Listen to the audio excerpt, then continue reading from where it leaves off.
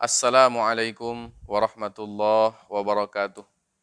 Alhamdulillah, wassalatu wassalamu ala rasulillah, wa ala alihi wa ashabihi wa man walah, amma ba'd. Para pemirsa sekalian, pertama dan utama mari kita bersyukur kepada Allah.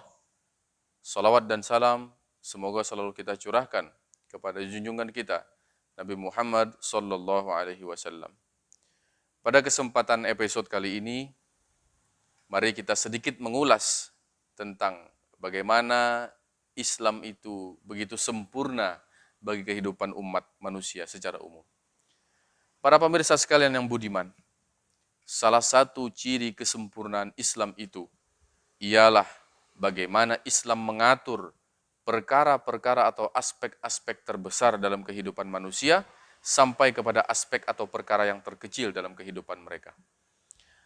Sebagai contoh misalnya, aspek yang terbesar yang diatur oleh Islam tentang bagaimana mengatur kehidupan berbangsa dan bernegara. Lantas kemudian Islam tidak hanya membahas aspek-aspek besar saja, akan tetapi aspek terkecil pun dibahas dan diajarkan oleh Islam. Salah satu hal yang dibahas yang mungkin menurut pandangan kita itu aspek kecil, yaitu tentang kebersihan diri kita. Para pemirsa sekalian yang dirahmati Allah Subhanahu wa taala.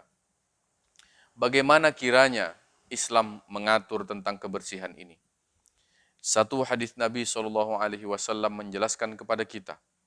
Kata Nabi Shallallahu alaihi wasallam, "At-tuhuru syatrul iman." Rawahu Muslim. Bahwa kata Nabi Shallallahu alaihi wasallam, kebersihan itu merupakan separuh daripada keimanan seseorang. Maka kita bisa menyimpulkan daripada hadis ini, orang yang beriman itu adalah orang yang mampu dan mau menjaga kebersihan. Tidak hanya kebersihan diri, akan tetapi juga kebersihan lingkungan sekitar juga harus kita perhatikan. Para pemirsa sekalian yang dirahmati Allah Subhanahu wa taala. Lantas bagaimana cara kita untuk bisa mempraktekkan ajaran ini? Contoh misalkan, kita sebagai warga sekolah, kita harus senantiasa menjaga kebersihan lingkungan sekolah. Salah satu yang paling sering disoroti oleh orang lain atau orang di luar sekolah adalah tentang bagaimana warga sekolah itu bisa menjaga kebersihan dalam arti membuang sampah pada tempatnya. Hal ini harus menjadi perhatian kita bersama, bahwa orang beriman atau seorang muslim yang baik itu adalah orang yang mampu menjaga kebersihan lingkungan. Salah satu caranya adalah dengan cara membuang sampah pada tempatnya. Kemudian, yang kedua, kebersihan ketika kita memasuki toilet atau kamar mandi. Ini harus menjadi perhatian besar bagi kita. Karena jika kita mampu menjaga kebersihan kita ketika kita masuk ke dalam kamar mandi atau toilet, maka insya Allah Subhanahu wa taala akan memberikan jaminan kepada kita tentang kebersihan-kebersihan yang lain. Bagaimana tidak para pemirsa sekalian? Orang yang mampu menjaga kebersihan dirinya misalkan setelah buang air kecil atau buang air besar, maka dia dalam arti yang luas dia juga mampu untuk menjaga ibadahnya agar badannya, pakaiannya juga senantiasa bersih dan terhindar daripada barang-barang yang kotor.